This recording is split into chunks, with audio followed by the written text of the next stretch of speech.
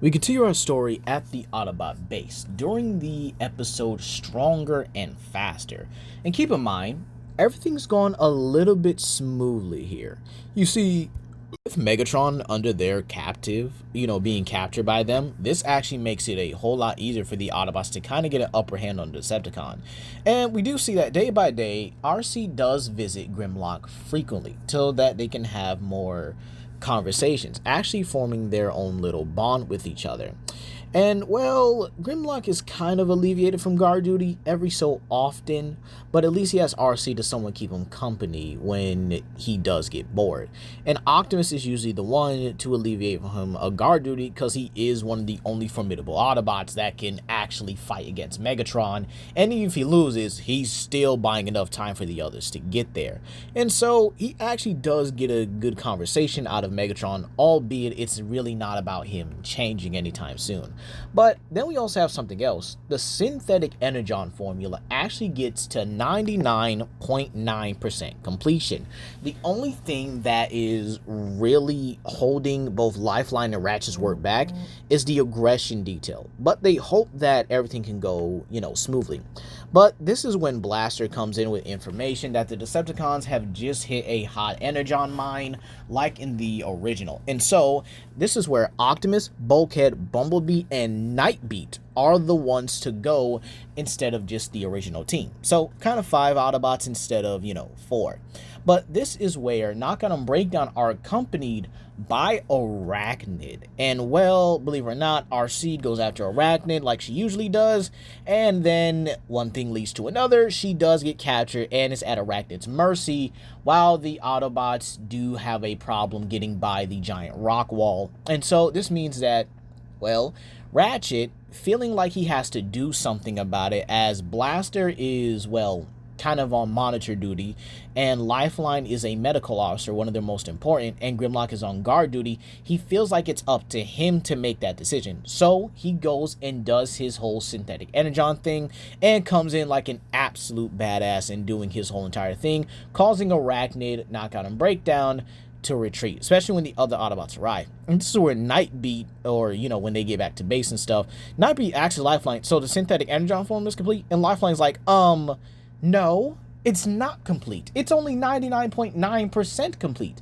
We don't know how the synthetic energon works on the Cybertronian mind. And this is where Ratchet was like, what? So you would have me sit back and do nothing? RC would have been killed by Arachnid if I hadn't stepped in. And to which, this is where Grimlock, finally joining the fray, kind of giving himself a break from Megatron's inane prattling and taunts, actually acts as Ratchet if you really think it was the wise decision to even do something like that without proper testing. And this is where Ratchet kind of throws an insult at him like, what? Tested on you? We don't know how primitive minds work on synthetic energon. And this is where Grimlock looks at him like, I know good and well you didn't just say that, knowing good and well I could crush you like an ant. That's the look he's giving him right now. And RC's like, hey, big guy, relax. It's this synthetic energon that's talking to, or at least, causing this right now. And so Grimlock kind of just walks off, visibly frustrated with Ratchet, and Ratchet's like, yeah, that's what I thought. And again, this is where Nightbeat interjects like, dude, you don't get off talking to him like that. He's one of the members of our team, so we would appreciate it if you actually showed respect. And believe it or not, why does this synthetic energon make you so aggressive? To which this is why Optimus simply states, this is why we should have actually tested it on machines instead of actual Autobots. Meanwhile, Megatron is in his cell, hearing the entire thing, and he thinks this is the best opportunity he could have hoped for. Now, the rest of Stronger and Faster does play out as it does in canon, with Nightbeat as pretty much a witness. And Ratchet does go ahead and does torture the Decepticon minor. No, he is not underage, everybody. He is just a Decepticon minor. And so this is where Optimus does stop him, and he and Ratchet do get into that same argument, but there's a slight change to this. When Optimus recommends that he go back to base and cool off, if you will, Ratchet takes him up on that offer.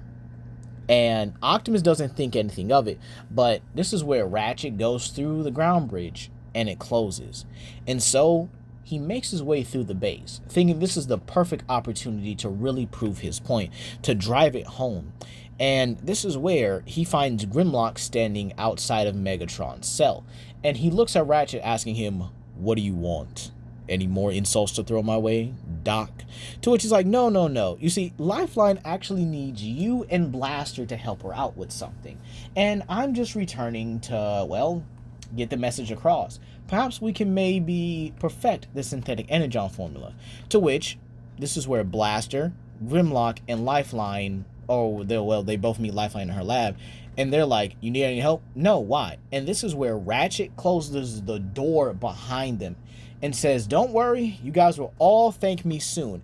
And Grimlock is about half the mind to transform and bust out that door. However, Lifeline stops him and says her lab is full of volatile things that could possibly explode. So Grimlock utilizing his beast form in here could likely cause tremendous damage. So Grimlock decides that fine, then he'll just have to beat the door down. So he and Blaster start wailing on a single point at the door together, showing punch after punch after punch, while Lifeline is wondering, what is Ratchet planning?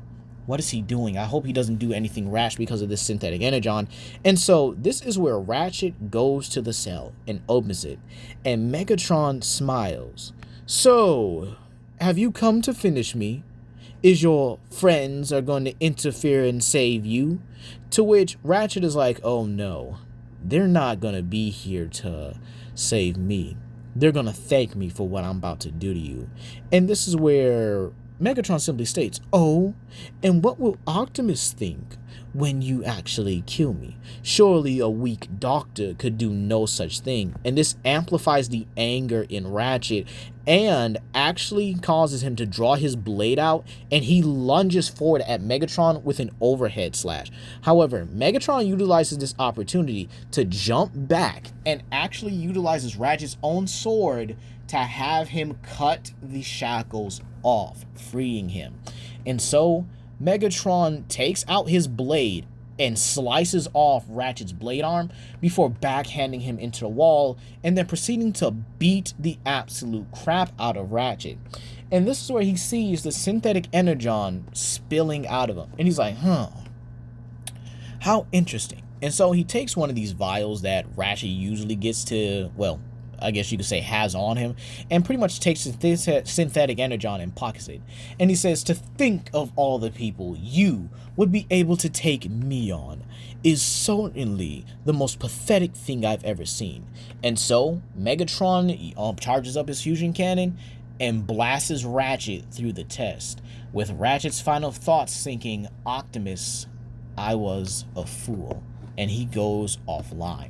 Keep in mind that Megatron now has free roam of the Autobot base, as he does hear the clanking that, Grimlock and Blaster are causing, trying to beat down that door, and he knows good and well he has a lot of time.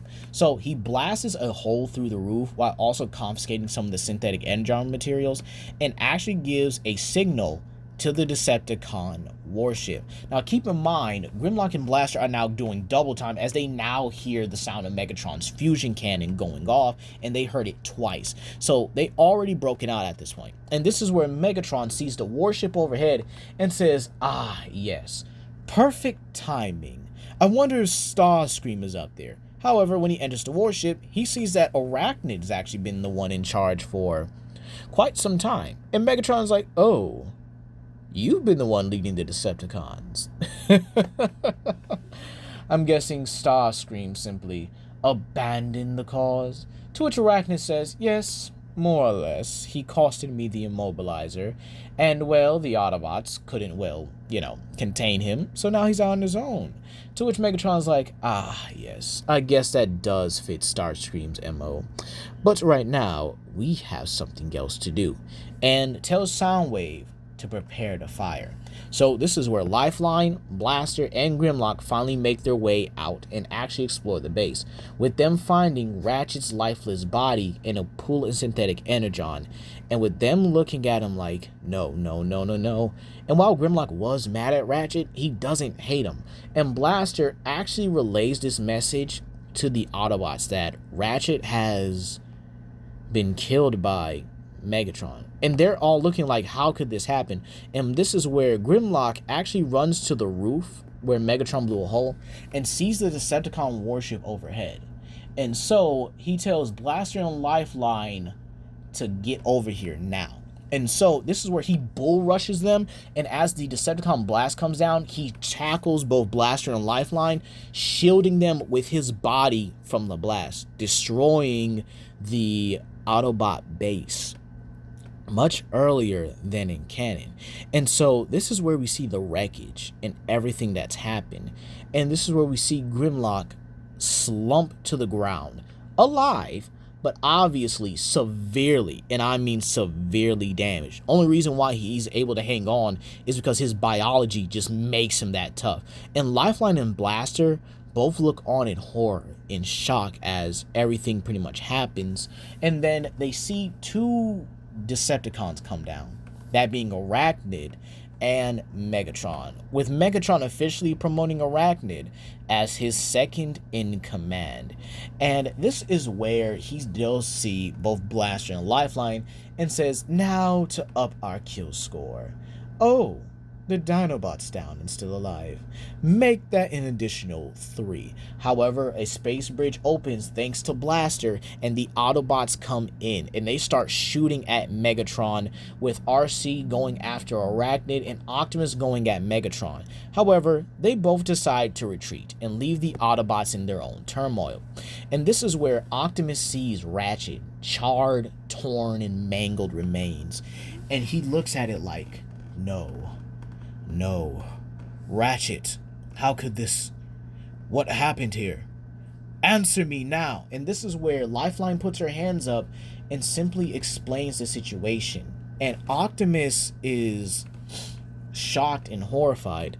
Meanwhile, you have RC checking on Grimlock, asking him if he's okay, but obviously he can't respond. And this is where Lifeline states he's alive, he's fine, but he needs not only medical attention, but some rework as well, as his body is far too damaged for her to even begin to try and, just fix him up like it's normal. He needs an entirely new body, an entirely new look. And this is where Nightbeat simply states, what are they going to do now? Our base is gone. Everything gone. Everyone's hard work. Every last thing is gone. However, lo and behold, they do have an answer. And this is where the military gives them Hangar E. And we're going to say this is like a day before One Shall Fall pretty much happens. And Lifeline is working extensively on Grimlock. Keep in mind, the way that their relationship is like Grimlock is basically the big brother that Lifeline always wanted. So she works on him extensively, with RC pretty much staying by his side the entire way. So Grimlock is going to look a whole lot differently. And luckily, Lifeline does have the materials to use, but it's mainly from Grimlock's own weapons. And this is where we go outside of it, and Optimus is talking to Nightbeat, as right now he needs somebody to talk to. And Nightbeat tries his best to comfort him, but he knows that whatever happened at the base and whatever's happened now is not going to be the same from here on out. But we aren't going to end off here. No, we go to the Decepticon warship, and Soundwave receives a transmission from someone familiar. And this is where, they both head to the coordinates, or at least the warship is actually heading to the coordinates. And this is where they come into contact with Lockdown ship. Something more, I guess you'd say just as big as the Nemesis, but I guess you could probably say slightly taller because of how it's arranged and stuff like that. And this is where Megatron smiles at the first two people to board his ship. And he says, well, I'm glad you're alive. And I wonder what you've actually brought so far. Shockwave. And this is where Shockwave simply bows to his master, telling him, Lord Megatron, I have brought with you not only allies, but creatures of unfathomable power. Into which this is where Lockdown in his Unutrium body pretty much comes into view and simply states, "It's an honor to meet you, Lord Megatron." And Lockdown begins to explain him and, well, I guess you could say the Dinobots' origins as well. And Megatron puts two and two together and he's like, "Ah, yes, I guess that would make sense on how formidable this Grimlock is. So, what do you offer me?" And Lockdown says, very simple, "I offer my services and my army as well. Plus, we can maybe upgrade you with a much more improved Unutrium body." And then he also states he has them and shows Scorn, Slug, and Straith, all mind-controlled still and ready to serve their new master. And Megatron says, "Now this is the tide turner I needed." And so that's where we're going to leave off here, you guys. The Autobots are now on the back foot. Ratchet is dead, Grimlock's in critical condition, and Optimus's mentality is really about to change. So let me know what you guys think about this part. Please comment down below, like and subscribe and share with your friends. This is Legendary Grimlock, and I hope you guys have a blessed day. Peace.